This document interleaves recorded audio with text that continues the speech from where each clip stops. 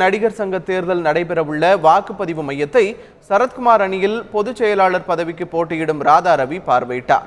பின்னர் பேசிய அவர் தங்கள் அணியில் உள்ள சேரனுக்கு அச்சுறுத்தல் வருவதாக புகார் தெரிவித்தார். இந்த பத்மநாபன் ஐயா தலைமையில் ரொம்ப சிறப்பாக செஞ்சுருக்காரு.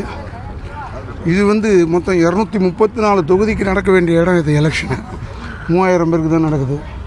3000 இல்லை, 2000 பேருக்கு தான் நடக்குது. ஏன்னா 1000 பேர் போஸ்ட் ஆகிடுச்சு.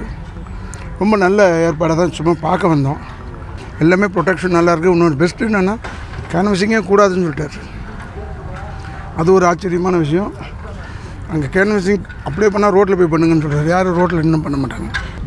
இப்போ எங்களுக்கு சேரன் நேற்று பேசுனதுலேருந்து அவருக்கு அச்சுறுத்தல் ஃபோன் நிறைய வருது.